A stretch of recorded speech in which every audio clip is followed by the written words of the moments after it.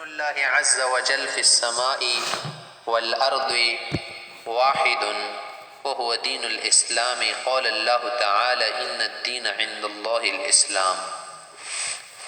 اللہ تعالیٰ کا دین یعنی دین اسلام آسمان و زمین میں ایک ہے، اس کو دین اسلام کہتے ہیں. اللہ تعالیٰ نے قرآن کریم میں بھی فرمایا کہ ان الدین، وہ دین جو کیا ہے قابل اعتماد ہے اور جس پر عمل کرنا ضروری ہے، وہ اللہ کے دین اسلام ہی ہے. اگر دین اسلام کے لیے کوئی اور دین کے پیچھے پڑے گا اور ڈھونڈ لے گا تو اس آدمی تباہ ہوگا اور اس کا ایسا ڈھونڈنا قابل اعتبار نہیں ہوگا اور اس کا تلاش کرنا باعث ہلاکت ہوگا. ان الدین عند اللہ الاسلام ومن یبتغی غیر الاسلام دینا. دین اسلام کے بعد اگر کوئی دوسرے دین کو ڈھونڈے گا نا، تلاش کرے گا، فلن یقبل منہ، اس سے ہرگز قبول نہیں کیا جائے گا. وہ فی الآخرۃ من الخاسرین، اور آخرت میں ہلاک ہونے والوں میں سے ہوگا.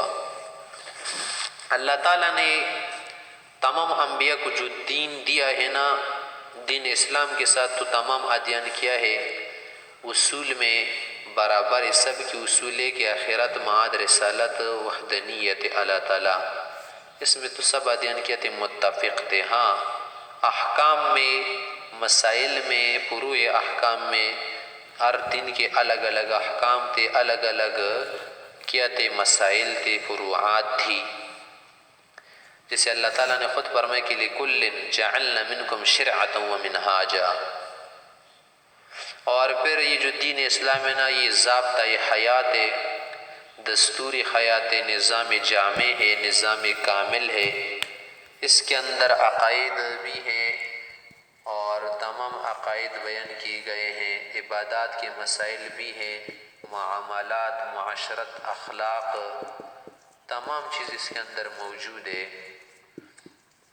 اور کوئی بھی ایسی بات نہیں ہے نا کہ جو کیا ہو بیان نہ کی گئی ہو، یا انسان کا یا انسانوں سے کیا رہے، تش نہ رہے. ایسا بالکل نہیں ہے. ہر چیز مکمل طور پر آپ علیہ الصلوۃ والسلام نے بیان کیا ہے. مکمل دستوری حیات ہے، مکمل ضابطۂ حیات ہے. ہر پہلو کے لیے، ہر جانب کے لیے آپ علیہ الصلوۃ والسلام کی دین میں احکام، مسائل موجود ہے.